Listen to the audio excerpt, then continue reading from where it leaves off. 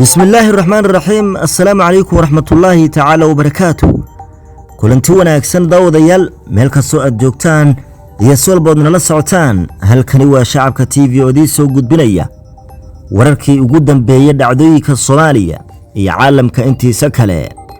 qodobada wararka xiisaha leh ee aan xiliga kan idin hayno waxa ugu waaweyn rag ku ehelay iyo saaxiibo ah Axmed Madoobe iyo Saciid Cabdullaahi Dani oo laga mamnuucay tagista gobolka Gedo kadib markii mas'uuliyiinta maamulka gobolka Gedo iyo bulshada halkaasi ay seefta galka kala baxeen kadib markii Madoobe iyo Dani oo marka ay u adeegayaan Imaaraadka Kenya ay ku heshiiyeen in la dhaco kuraasta taala magaalada Garbahari ee xarunta gobolka Gedo. go'aanka ka soo baxay maamulka gobolka Gedo ayaan idin soo gudbin doonaa. wararkeena kalena waxa kamid ah oo aad daawo doontaan taageerayaasha madaxweyne Maxamed Cabdullaahi Farmaajo oo ku dhawaaqayo cimrigiisa jiriyo caynaanka hay balse kooxaha siyaasiyiinta ee markaasi u mahoobay in ay ka yimaadaan madaxweynaha Jamhuuriyadda Federaalka ee Soomaaliya waxa ay mar walba ku fishilmaan oo ay ku jabaan dagaalka siyaasadeed oo ay kula jiraan madaxweynaha Jamhuuriyadda Federaalka ee Soomaaliya. xaalka siyaasadeed halka waxa la isla marayo ayaanu eegi doonaa. bulshada reer barina waxay ka soo horjeesteen qorshaha Dani ee ku aadan inuu dhaco kuraasta taala magaalada Boosaaso ee xarunta gobolka Bari halkaasi oo doorashooyinka ay ka bilowdeen. go'aanka reer bariga ayaan idin soo gudbin doonaa iyo dhagarta Saciid Cabdullaahi Dani uu ku doonayo in uu weeraro iyo qaraxyo ku laayo xubnaha siyaasiyiinta isaga ka aragtida duwan. Imaaraadka Carabtana waxa uu qasnadihiisa u furay sidii uu walaaqi lahaa doorashooyinka Soomaaliya una dhisi lahaa kooxaha siyaasiyiinta ee birka maalin uu ku adeegan karo. wararkaas iyo kuwa kale ayaan eegi doonaa. meel kastoo aad dunida ka joogtaan waxaan u leenahay kulanti haboon.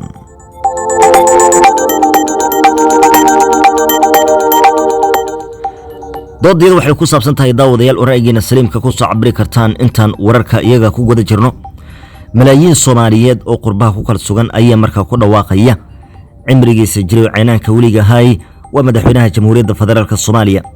mudane Maxamed Cabdullaahi Farmaajo oo ay markaasi hogaamintiisa ku qanceen iyadoo ay markaasi bulshada dalbanayaan inuu markale talada dalka dib ugu soo laabto madaxweyne Maxamed Cabdullaahi Farmaajo. haddaba muwaadin adigu ma ka mid tahay taageerayaasha madaxweynaha Jamhuuriyadda Federaalka Soomaaliya ee markaa doonaya in markale uu talada dalka dib ugu soo laabto madaxweyne Maxamed Cabdullaahi Farmaajo? wixii fikirkaada noogu soo gudbay qaybta hoose ee faalooyinka janalka shacabka TV. subscribe hadina hado muuqaalka like saara si faafiyo wararka oo gaarsiiya dadweynaha kale ee Soomaaliyeed si ay qayb uga noqdaan adabariska qaranka Soomaaliyeed. waana qaybaha kale ee wararka waxaanu markan si toos ah u guda galanaa marka hore gobolka Gedo oo go'aan adag uu ka soo baxay maamulka gobolkaas iyaga oo markaa ka digay in gobolka Gedo cagtoodu ay soo dhigaan cid walba oo markaas xariir la leh bulshada waa siyaasiyiinta Puntland iyo Jubbaland kala hogaamisa ee kala ah Axmed Madoobe iyo Saciid Cabdullaahi Dani. gudoomiyaha maamulka degmada Luuq ayaa go'aankan goordhabeed oo saacadii la soo dhaafay ee maanta warbaahinta u sheegay isaga oo sidoo kale sheegay in marka ay ka soo horjeedaan dabinka laga soo qooshayo Kismaayo iyo Garowe ee ku aadan in la dhaco kuraasta taala dhanka magaalada Garbahari ee xarunta gobolka Gedo. waxaan eegaynaa hadalka uu jeediyay gudoomiyaha degmada Luuq ee digniinta kama dambayska ah. kala in laga helo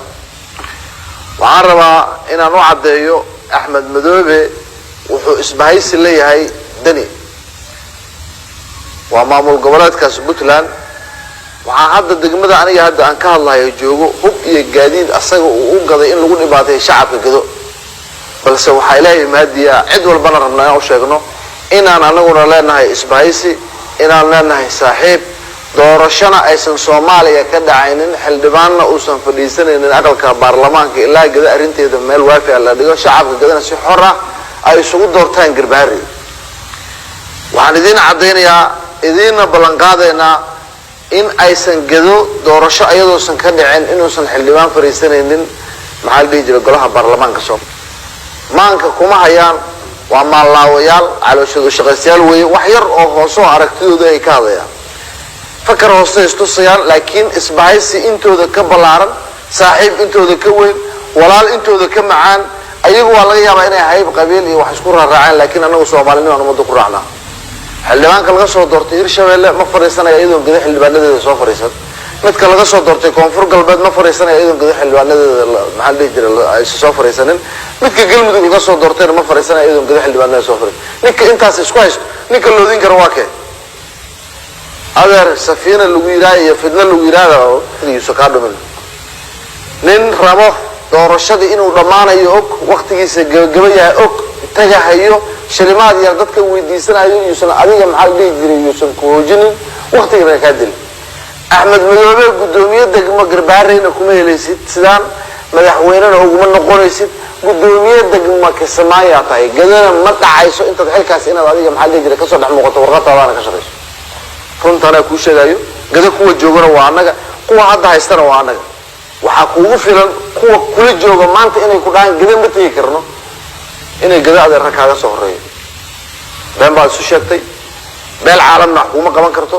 gadana wax kaaga ma qaban karto dadnimo haddaad leedahay Kismaayo xore bu'aal qaban lahayd nin bu'aal qabanaya gado miid inuu ka qabsado rabo waas wax dadka loola imaadana maahan wax ay shacabka gada aqbalayaana maahan waxaan aad iyo aad ugu faraxsanahay saaxiibada walaalaha mowqifka adag ka qaatay arrimaha gado waxay la mid tahay gobolada Soomaaliya marna xuquuqdeeda ma la duusin karo xaqeedana lagu tuman karo magal looga yahay ma jirto Ahmed Madoobe magal looga hayn guddiga doorashada magal looga hayn waa dastuur weeye sharciga qabo dastuurka qabo gobolka gado ayay doorasho ka maqan tahay ninka ku fikirayo doorasho in xildhibaanaha hadda hay soo dhaan soo raacaan adeer wax badan oo isku daydaan bad celinaydeen midana waa mid aad ku ceeboobilaydeen Ahmed Madoobe waxa uu wado oo hadda waxaana saxaafada la baalkeenayo waana uu waan fahansanahay waana ognahay waxa heshiis lagu gaaray golihii wasiirada ee Garbaare loo soo dirayna ay qaateen loona geeyay ra'iisul wasaaraha warqadna uu ka soo saaray iyo rabaa inuu daamaro oo maxay tahay labada xubnood oo loo gudbiyay oo Garbaare loo gudbiyo rabaa inuu ka boodo oo maxaa la jiray ninka hore gudoomiyaha meesha ka awro inuu ku soo celiyo gudoomiye mana ku soconayso lagama aqbalahay qof siyaasi ah oo adiga ka socdana gadad dambe cagta ma soo saari doona haduu Ilaahay yiraahdo kuwa meelaha fadhiyo oo masaakiinta ah oo maxaabuustood meelaha ku haysto marka hore waxay u fasaxnayeen xaasaskooda inay imaadaan laakiin wixii maanta ka dambeeya baan saarana xaasaskooda xataa ma iman doonaan haduu Ilaahay yiraahdo aad baa ma santiin salaamu calaykum waraxmatullahi haddaba kaasi daawadayaal sida maqasheen wuxuu ahaa gudoomiyaha ee degmada Luuq ee gobolka Gedo oo sharaxayay go'aanka bulshada reer Gedo ay ka istaageen in la dhaco kuraasta taala magaalada Garbaharey ee xarunta gobolka Gedo guddiga doorashooyinka ee roob lagu dhistay maadaama roob uu saaxiib leeyahay Dani iyo Madoobe waxay dhawaanta yiraahdeen baarlamaanka koorankiisa duu dhameystirmo kuraasta 16 ee taalo Garbaharey waaba laga maarmi karaya oo doorashada kadib ee madaxtinimada Soomaaliya ayaa gobolkaasi xildhibaanadiisa dib laga soo saaraya markay heshiyaan dawladda la dhisi doono iyo maamulka Ahmed Madoobe bal arag riyada ay ku jiraan kooxda Rooble iyo gudiyada uu dhistay waa gobol kamid ah gobolada dalka ugu waaweyn oo bulshada Soomaaliyeed ay ku nool yihiin masiirkooda ayay sidaasi u go'aamiyeen qaladka ugu weyn oo ku dhacayna waxay ahayd baarlamaan shaqo u taala in guddi doorasho marka isagu uu qorqorto ama uu soo xariiqo hase ahaatee waxaanay shaki ku jirin isbahaysiyada dhisan si gaar ah dhanka nabad iyo nolol in marka ay go'aan adag dhankooda iyo meel adagba ka istaageen doorashada kuraasta 16 ee taala